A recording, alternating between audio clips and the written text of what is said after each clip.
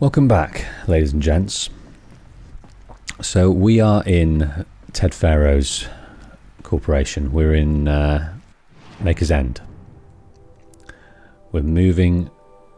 Oh, look at all the floors. You know, I've never ever looked at this map. Never looked at it, but there's so much to see. All the way up to the 12th floor. We're heading on up, but before we get there, we will meet a few more different things to understand. We've heard about Ted and his company, and how he employed Elizabeth and blew up as the use of green robots, but then pivoted to military robotics, and Elizabeth wasn't happy about that, and that's where all the trouble started. Now, I know this must seem like a bizarre change in direction. I mean, we're Pharaoh Automated Solutions, right? #1 robotics firm in the world. Why would we clear our production slate to fabricate human-operated vehicles and weapon systems, the relics of the past? All I can say at this juncture is... trust me, we will be exploiting a massive, growth opportunity by retooling and reallocating capacity according to my plan. So I will need revised projections of mass fabrication velocity across every pipeline within 36 hours. So they were making machines, then they stopped to make other kinds of weapons? Why? So it looks like the pivot was so drastic. It looks like they just stopped it. What it feels like is they just stopped production and they retooled. He described it then. So it was obviously just a complete shift, nothing gradual, which probably, aided in Elizabeth leaving very, very quickly, because it was quite obvious what he was up to. I can't remember which way I came. Okay, now we're heading onwards and upwards.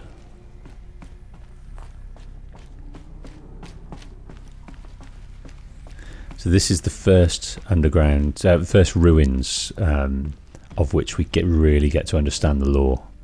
In the first ruins we did, when at the start of the game, we understood a little bit, but this is where we really get to understand that what happened. The air.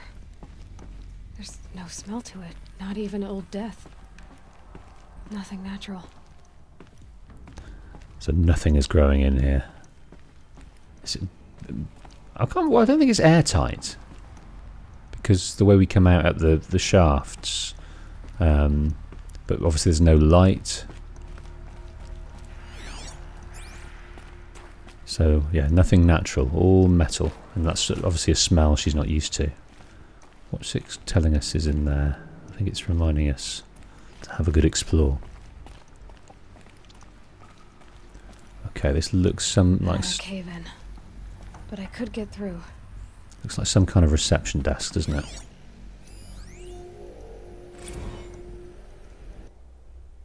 So this is from Jay to the reception, telling them to mind their own business. Hey reception, if that's your real name, want to know who scheduled Indo-Malay right next to the fresh grounds? That would be me, Senior VP of Sales. Want to know why? After that little hair-pulling incident, both sides increased their bids by 40%. I'll explain, because your receptionist-level brain probably requires it. Those two sides are fighting. And what do we sell? That's right, combat machines. We want them to hate each other, so they will try to fight each other with what?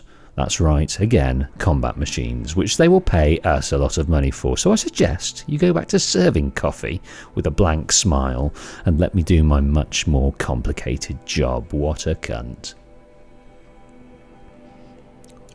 Obviously, a big swinging dick of the company. Has no time for his lessers as he perceives them. An arrogant prick.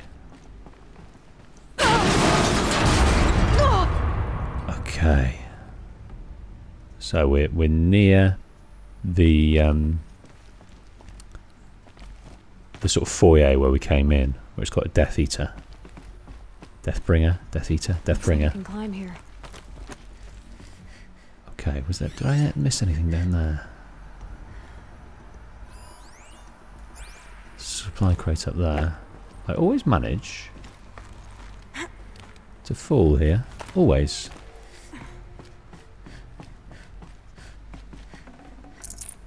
Shards, blaze, vessels, wire, sparkers. I'd have to leave something else behind.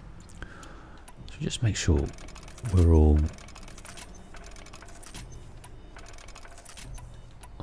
done. Don't think it's gonna. Yeah, we definitely need some more wire.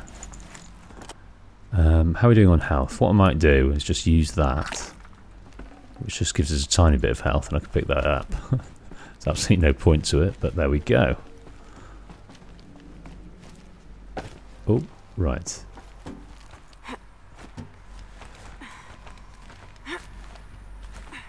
Winding our way up through FAS headquarters.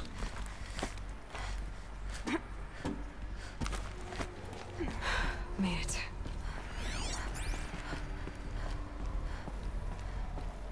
So my one criticism of the game is how obviously the insides of these different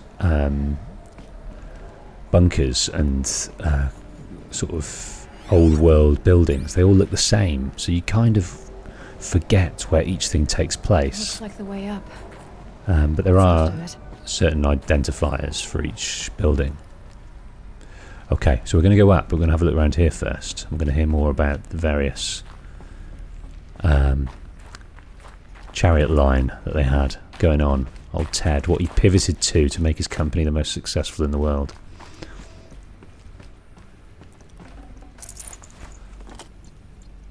More wire, which is essential. Spiritual Summit. Ah, yes. So, oh god, he's got such delusions, hasn't he? Paula, recent events have sharpened my perspective, and I think that I and the FAS in general have been neglecting the spiritual side of things, not under any specific religious framework, of course, but in a more general sense, as in not giving enough thought to our shared values, hopes and aspirations for the afterlife. I'd like you to reach out to religious leaders of every stripe with the intention of scheduling a conference soon, very soon. I'll have more thoughts about the agenda later, but for now, let's put out some feelers and see if we can't lock something in. Maybe make it in a big tent, no kooks, but anyone with a credible audience. Let's go deluxe, make it clear. We'll spare no expense.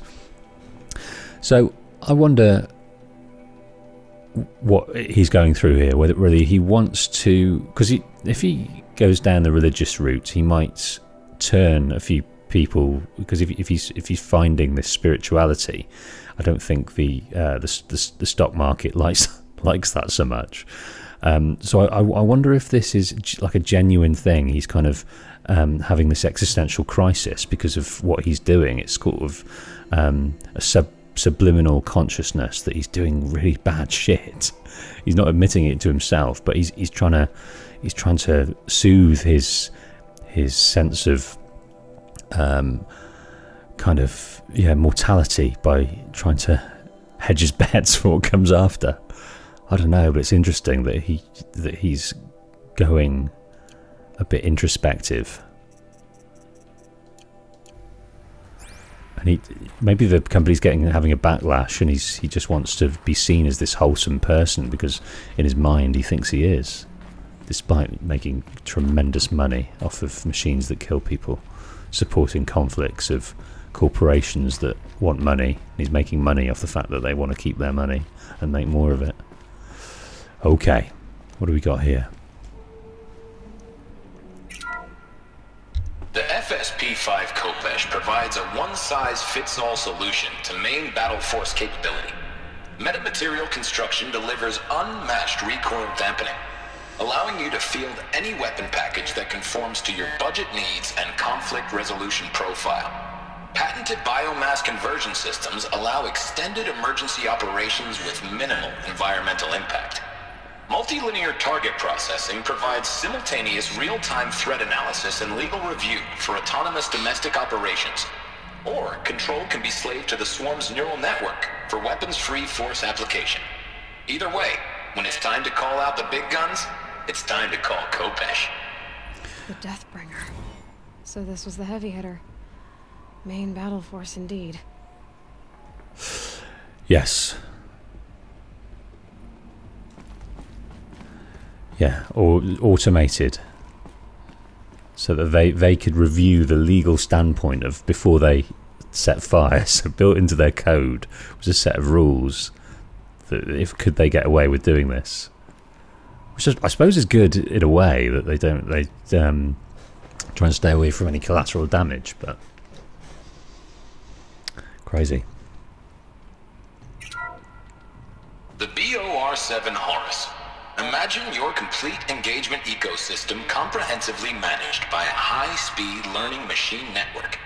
Whether your need is to replace battlefield losses or intensify force projection, the Horus's onboard manufacturing capabilities mean you'll never get stuck waiting for the next arms delivery.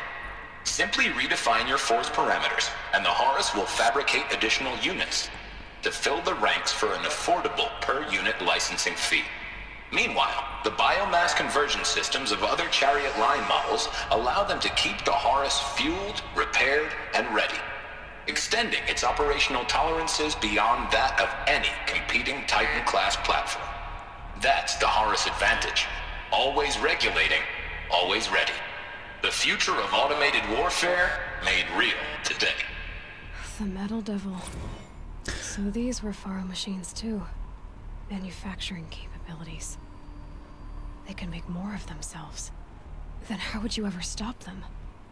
Exactly, how would you ever stop them? Because it stopped obeying the rules, and it could, in the field, it can make more and more weapons utilizing the resources it can harvest from its environment. That's nuts, isn't it? And the Metal Devil, of course, one of those sits high above Nora lands, and that is shaped, because they look at that every day, that's shaped their very cultural existence and their religion and their tales of the times before.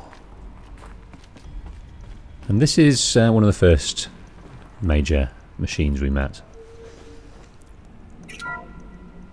The ACA-3 Scarab combines conventional and information warfare capabilities in one package, designed for high-speed, all-terrain reconnaissance. It boasts the world's highest survivability rating of any Scout-class autonomous agent. Maybe it's the Scarab's emergency biomass conversion systems that ensure it always makes it back to base, even if fuel supply lines have been interdicted. Or maybe it's the Scarab's ability to slave enemy robots to its own network. Now that's force multiplication.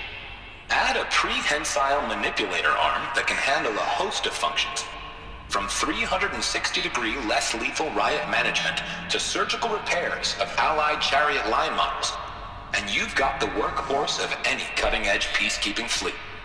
The Corruptor. Slave enemy robots to its own network. It sounds like it's talking about how it corrupts machines. So the Kopesh is the Deathbringer, and that is just an absolute beast, a big boss machine that just amazing firepower. The Horus is kind of the mothership. It can head up and host the chariot line and develop more machines using its environment, the natural resources and environment. And the Scarab is kind of the frontline general. It fixes and slaves and directs, and also a pretty decent firepower of itself. So just some of the machines that they created to sell to these corporations, for goodness sake, that could militarize themselves. Absolutely crazy. It's not countries defending, it's militarized, it's corporations defending their investment, which is arguably a fair amount of the wars that go on in our world at the moment anyway. Certainly all of the American ones in the last 70 odd years.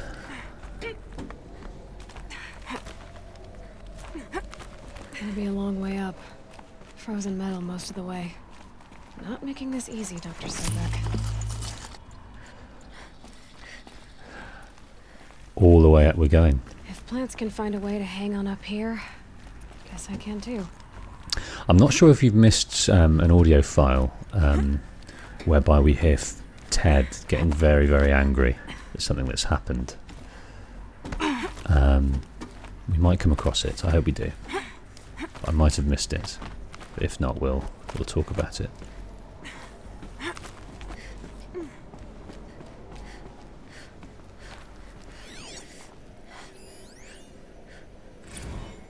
Regarding the rumours. This began when they engaged in unauthorized offensive operations against robots and human personnel of the Hearts Timor Energy Combine.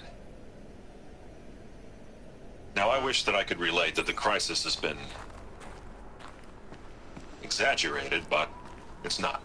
The Peacekeepers have not responded to stand-down codes, and by all signs, they appear to be replicating at a precipitous rate. Now, what I can promise, can absolutely assure you, is that I am already devoting every possible resource towards reaching a speedy conclusion to this issue. So when you hear the bad talk about us against this company in the days, maybe weeks to come, just bear in mind that we will get past this. That a day's coming when none of this will matter. Peacekeepers. That's what they called their machines. They were built for war, not peace. So at that point, he really does still believe there's a way out. And if I have missed that audio file, what I'll do is I will, when I edit this, I'll grab it and put it I've got a bite out here. right here. The protocols use polyphasic entangled waveforms, quantum encryption, black quartz stuff, way beyond military grade. That's what you demanded. So that's what we delivered. You don't code something you can't crack. All we need is a backdoor. Upload the latest service pack update and the problem goes away. You specifically forbade us from leaving anything resembling a backdoor in code. Every protocol to Black Quartz standard. Your words. Look, if you need me to fudge some projections, it's nothing we haven't done before. I don't need fudged projections. I need a way to reassert control over the Hearts Timor swarm. I don't know what to tell you, Ted. You're asking the impossible. So, codes. They needed codes of some kind to control the machines. But they got out of control. Sounds bad.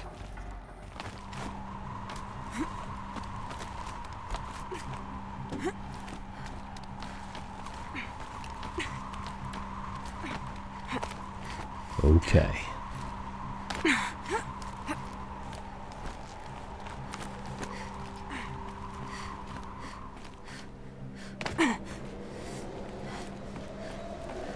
On we go up this huge, tall tower to Ted Farrow's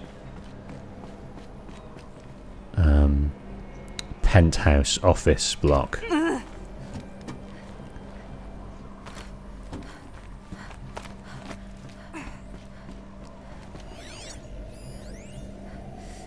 Nakata, from Gordon Nakata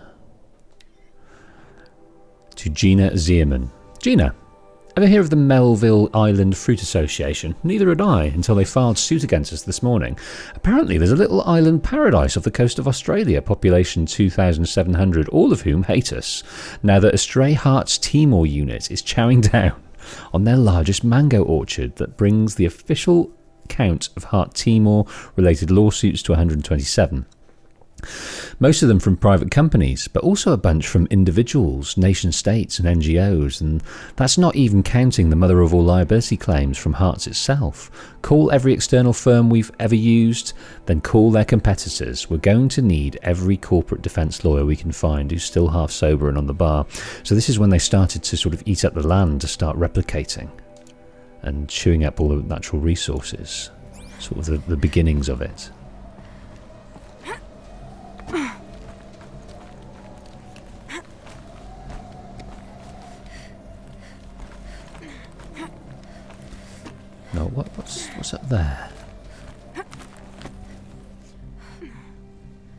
No, that's as far as it goes.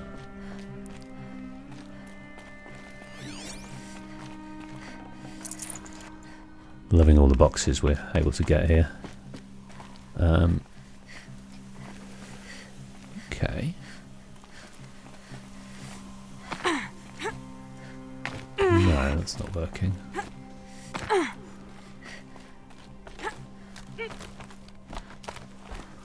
Let's try and get over to there. No, it's not letting me. It's one thing I've got against the game in that. Let's try this. Get on. The kind of textures of the buildings, they're really raggedy, and you think you can get through somewhere or round somewhere, and you just can't.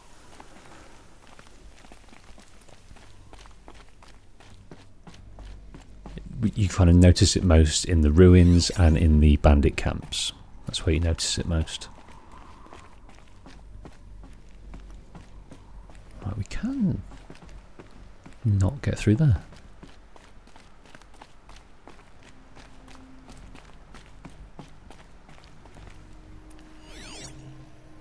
Oh, I missed something down there. What's that? Just a supply crate. Alright, we'll let that one go. Because we've got one here.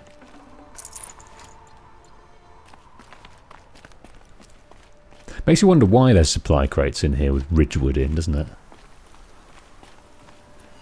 It's that would be a post-apocalypse tribal thing that someone put that there. Right, how are we getting? Bloody hell, are we getting up here? Okay, drop to ledge.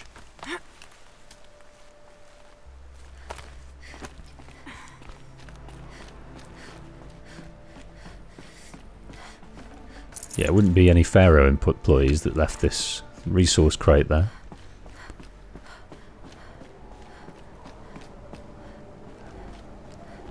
So in the 1,000 so years of after a certain incident that the tribes sort of started, I wonder how many people have actually been in here. Because the Oseram don't have a problem with it. So, from Stacey Anders to Robert Rescher, Dolphin Vid. Bob, another problem to add to our big steaming pile. Apparently, a fisherman in the Banda Sea captured video of a Hearts team or Horus, oh dear, refueling via biomatter conversion along the shoreline of Pulauweta on a pod of endangered dolphins, no less, quite possibly the last of their kind. Not to get graphic, but it looks like what happens inside a blender, as if the robot was whipping out the big pink swirling milkshake of dolphin chum. Our suppression team had scrubbed it from the 43 networks, but it's still propagating, so it's only a matter of time before it goes viral. A prepared statement feels grossly inefficient. Any suggestions? This one's a real stinker. Man. So they really did try and shove things under the carpet, and they had the power and the money to suppress different media outlets. But there must have been some that didn't sort of take money. But anyway, it all came out in the end. A way up. All it takes is a few good handholds. But it talks about Right. Made it. right, here we are. That's Ted's office. We'll find. I'm going to go up here first, just to grab something. Lancehorn, Lens Blaze and Chillwater, and then we'll come back down. So it makes you think, it's talking here about different species that humanity has managed to eradicate, and it's, you know, our species has killed so many different other species of animal. So this is just a very heightened... But what do I do with it? Now if I repel... Oh! Didn't want to repel. No, I don't want to do that. I don't want to be doing that. What am I doing? How am I doing this? Have I done it wrong? I can't get back up. Absolute fool. Absolute fool. Oh my goodness.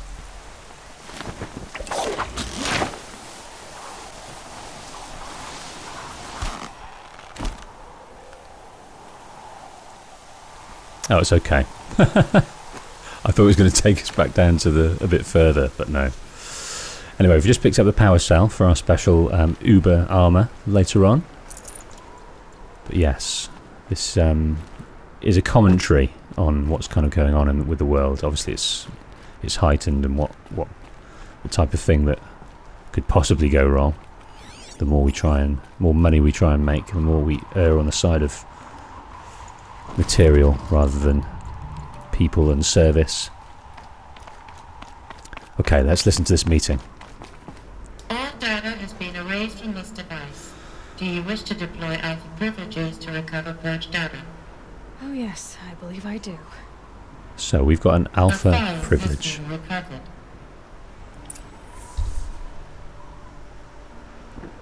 Right. Elizabeth's first meeting with Pharaoh. Hadn't seen them for a while. Elizabeth, good to, it's been years. Where's your legal team, Ted? No need. I dropped all 18 lawsuits the moment you landed. I assume your data confirms this. Alright, this promises to be interesting. Perhaps we could have lunch brought in. You know, get reacquainted. I know you, Ted. You screwed something up, something big, or you wouldn't have eaten the crow necessary to get me here. So spit it out. There's a glitch in the chariot line. Your killer robots? Peacekeepers, yes, those. So shut them down. Obviously, Liz, we would, if we could. They're not responding. Are you telling me a swarm has gone rogue, Ted? It's worse than that. Show me the data then. And I'll take that lunch. Alone. Ted Faro brought Elizabeth Sobek here, but they hated each other. Another file has been recovered. So she's asking just to see that data and look for it itself. She doesn't want to listen to the words of Ted telling her what it is. She just wants to see it in writing, so she can discern it, calculate, and get back to him. This isn't a glitch. It's a catastrophe. Fully aware. It's bad. Bad? Jesus, Liz. It's not bad, Ted. It's apocalyptic. You built a line of killer robots Peacekeepers. that consume biomass as fuel, In emergencies. and you made them capable of self-replication. Limited, self-manufacture, controlled. Not anymore. The glitch severed chain of command. The only nation this swarm answers to now is itself. You think I did? Everything else is just food. And at the rate it's replicating, Ted, it will strip the Earth bare in 15 months. We're not talking fall of civilization. We're talking extinction. I get it, Liz. So how do I stop it while it's contained? It's not contained. It can't be. You know what I mean. Right. Before the truth gets out, you mean? Liz, I will do anything you say. Keep working it, and whatever you recommend, I'll do. I'm gonna hold you to that, Ted.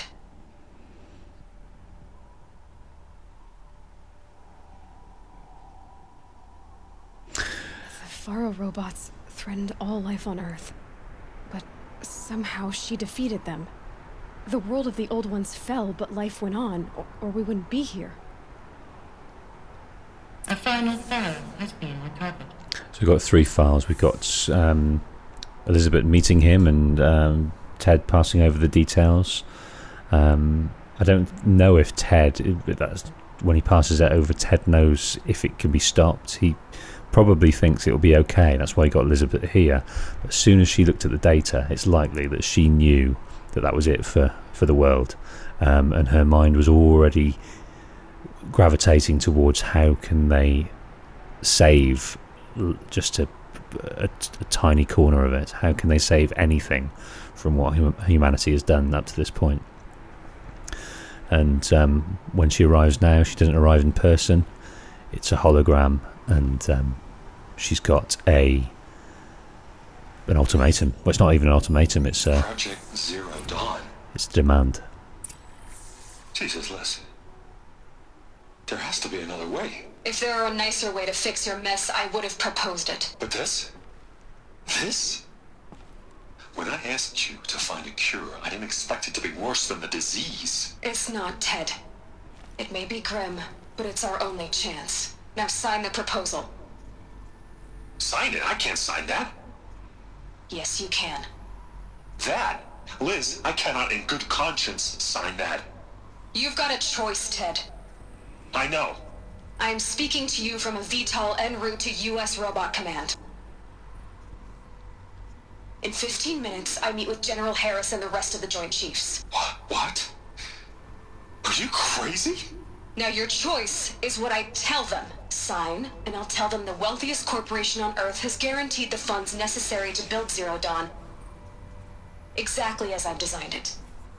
Or don't sign, and I will make sure they and everyone else on this planet knows the real cause of the glitch. Jesus, Liz. You don't have to threaten me. I'll sign.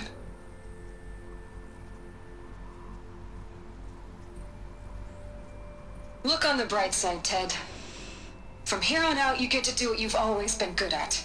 Footing the bill while others get their hands dirty. God forgive me.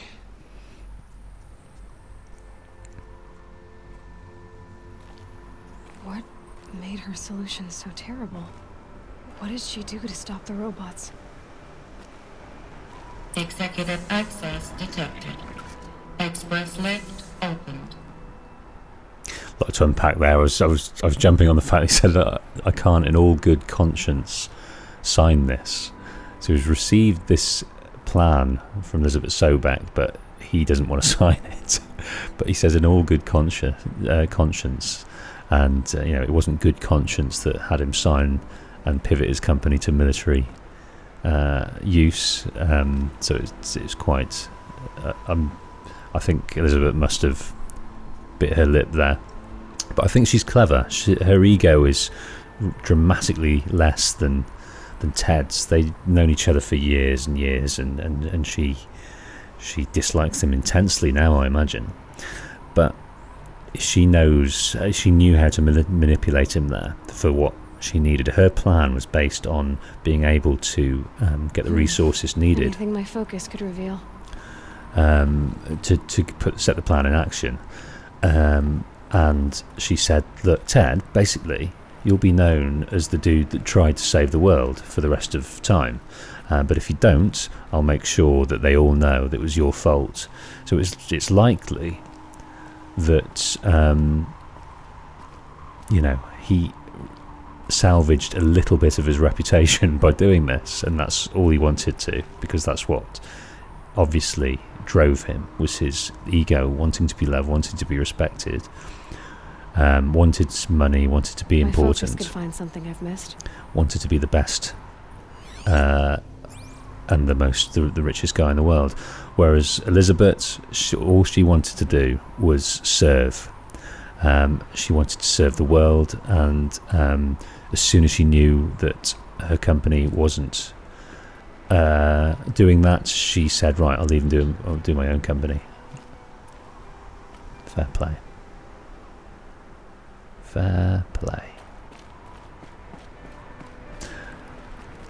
Okay. This doesn't add up.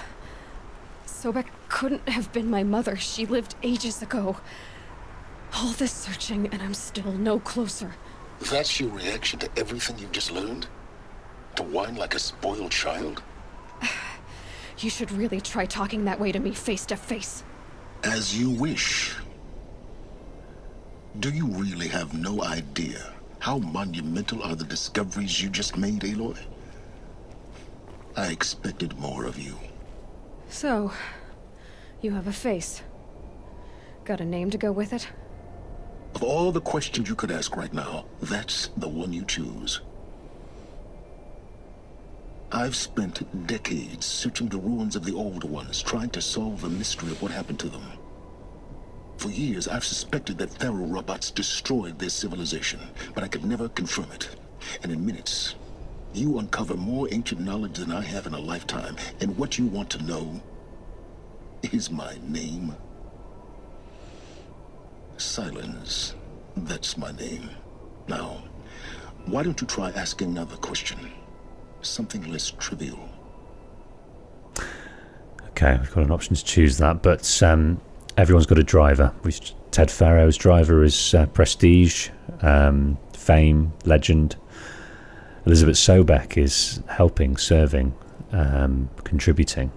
And this man, who we've just seen for the first time, having heard him a couple of times before, his driving need, desire is to collect knowledge.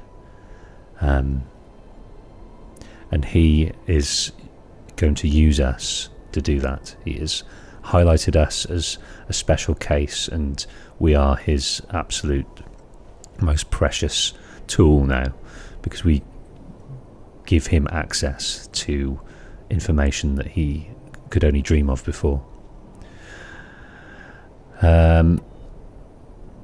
Yeah, we're strong-willed, and we're getting frustrated with this guy. If you're so smart, why do you know so little after a lifetime scratching around in the dirt? It's not my fault you're bad at what you do. I came to these ruins looking for Elizabeth Sobek, not because of the things she did centuries ago, but because people are trying to kill me right now, today. I've got bigger problems to deal with than your crap. Congratulations. You just graduated from whining to throwing a temper tantrum. I'm sure Elizabeth would be proud. You need to get a grip on yourself and start thinking straight. Only then will you see just how big your problems really are. What exactly are you talking about? You've chased a personal riddle into a crowd of larger mysteries. The common thread is your connection to Elizabeth Sobek. But what is that connection? She couldn't have been my mother if she lived centuries ago. We don't know the connection yet. The only way to find out is to keep going, to keep making discoveries. Thanks to you, we've only just now learned that Pharaoh robots once threatened to end life on Earth. But it didn't happen. The Old One's civilization was destroyed, but life was saved. Obviously. So, what did Elizabeth do? How did she stop the robots before all was lost?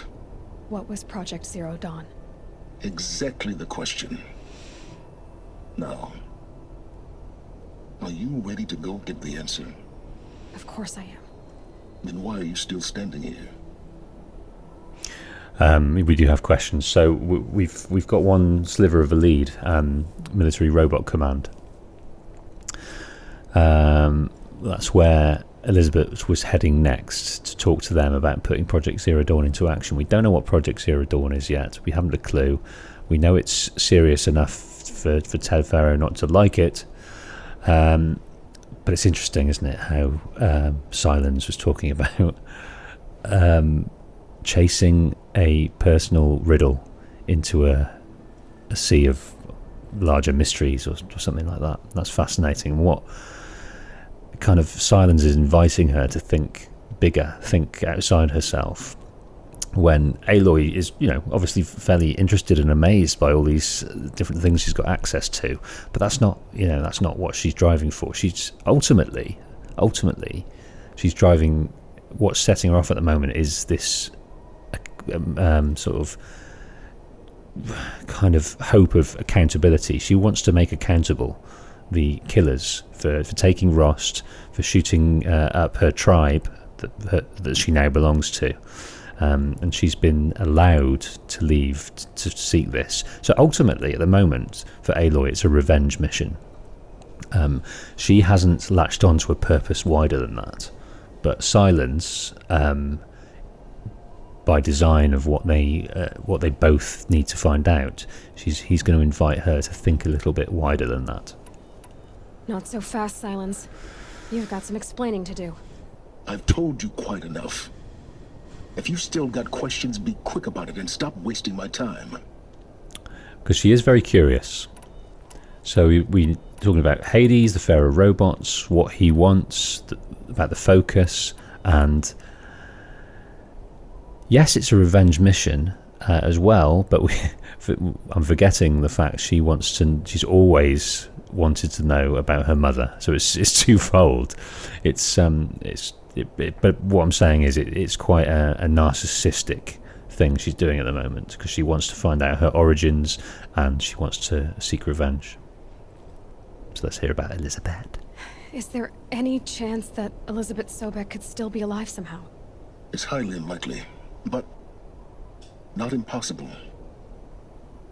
Some of the ancient data I've recovered includes mentions of life extension techniques.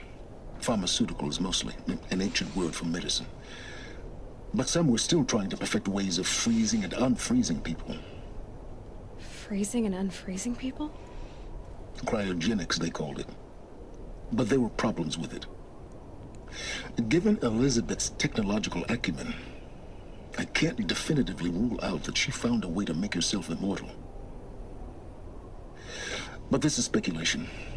Wasting time. Now, if that's enough talking, be on your way. Oh no. I'm just getting started. You've been getting a free ride on my focus, risking nothing while I risk everything. All I have to do is take this thing off my head, and you'll be blind, deaf, and dumb. So quit complaining and answer my questions. Very well. Proceed. They're both kind of manipulating each other, because I'm wondering whether Silen's talking about cryogenics there. So he knows how much she wants to find her mother and her origins, so he wants to give it the best shot that she'll carry on by thinking there could be a chance she's still alive. So he's saying that they did have this thing called cryogenics, so she could have frozen herself, so she might still be alive. So it's worth continuing along this path, I reckon.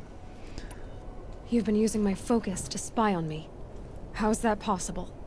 Every focus emits a signal, a voice, that only other focuses can hear. I know how to string those voices together, how to make them talk to each other, to communicate, even over vast distances. How do you learn to do that? Years of study and experimentation. In principle, it's not so different from how you override machines. I override focuses. And you can spy through other Eclipse's focuses too. Usually. All I'll say is that overriding the connections is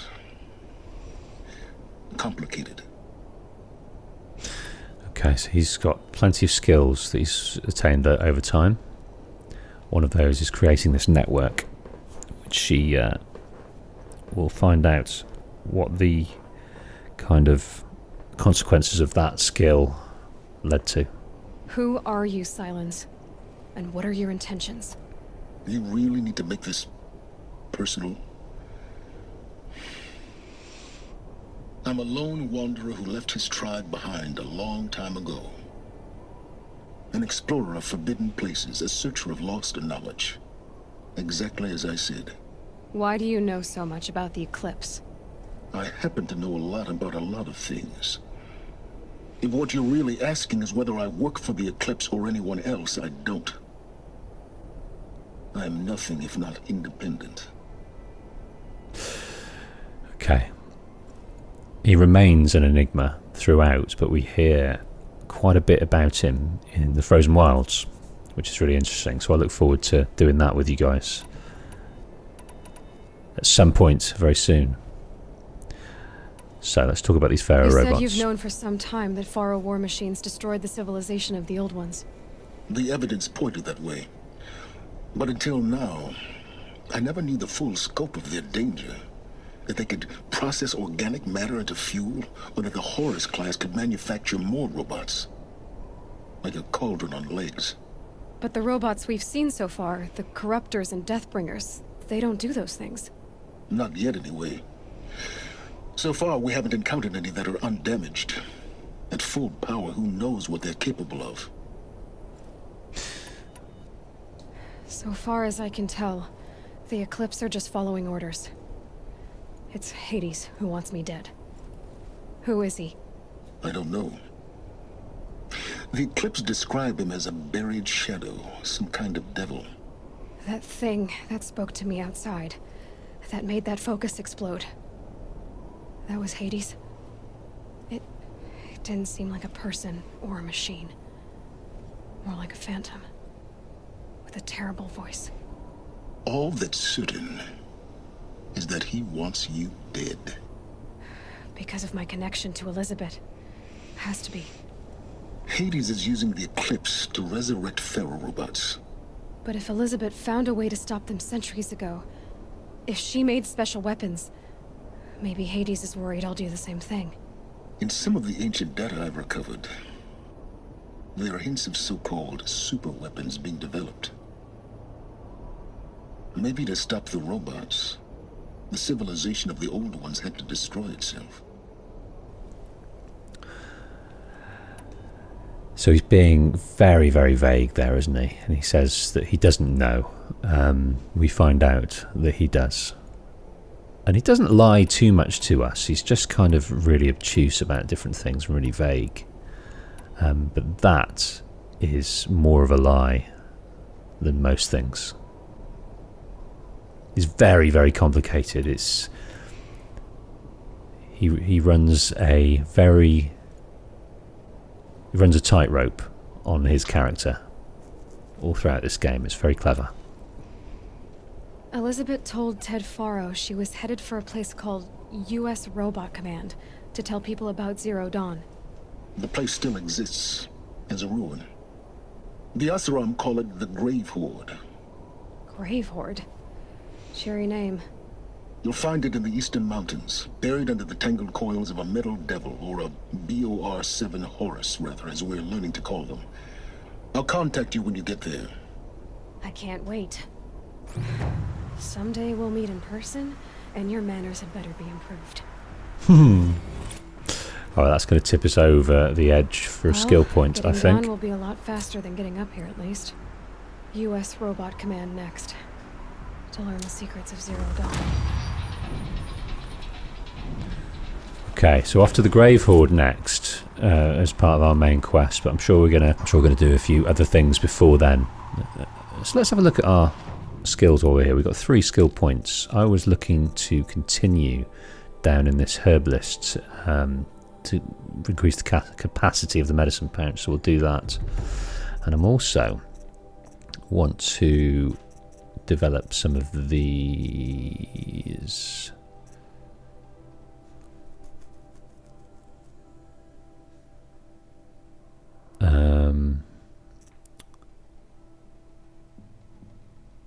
Strong strike. So what am I after here? So the critical hit. So this, no, that's not what we want. So strike from above. It's these I want to access. So let's, the next one we'll do a strike from above, which I've wanted to do a couple of times in this playthrough, actually, and not been able to. So that will be good to get in there. Okay, so quest-wise, we've got that Grave Horde. Aloy delves the ruins of US Robot Command to learn more about Project Zero Dawn. If she can discover the weapons Elizabeth Sobek used to defeat the ancient robot plague, maybe she can wield them herself. Okay. She is looking for that, but that's not her.